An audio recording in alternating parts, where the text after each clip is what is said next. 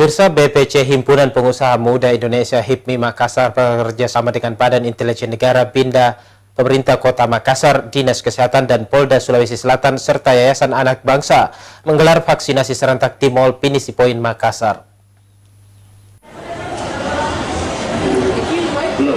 Sejak pagi hari, ratusan warga Makassar mulai berdatangan untuk melakukan vaksinasi. Kegiatan tersebut akan dilaksanakan selama 4 pekan mulai dari tanggal 12 Maret hingga 2 April 2022. Ketua Bidang 9 Ketenagakerjaan Vokasi dan Kesehatan Andi Ifal Anwar mengatakan telah menyiapkan sebanyak 2.000 dosis vaksin dan setiap pekannya disiapkan sebanyak 500 dosis selama 4 pekan ke depannya. Andi Ifal mengatakan tujuan diadakan vaksinasi untuk mendukung program pemerintah Kota Makassar agar pelaksanaan vaksinasi bisa selesai 100%.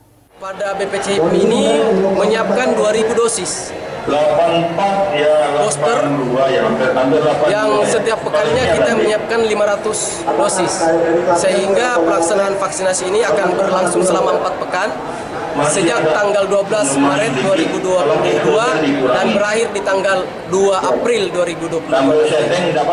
Tentunya mengharapkan agar perekonomian di Kota Makassar kembali normal sehingga lapangan pekerjaan nantinya kembali terbuka. Selain itu, salah seorang peserta vaksinasi, Indra, mengatakan kegiatan tersebut cukup bagus dilakukan bagi masyarakat umum karena memudahkan dalam melakukan vaksinasi tahap ketiga.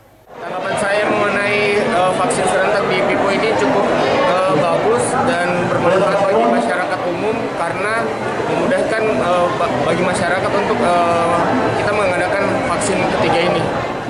Vaksin yang disiapkan yakni dosis 1, 2, dan 3 atau booster dengan jenis Sinovac dan Pfizer untuk anak usia 7 tahun dan dewasa.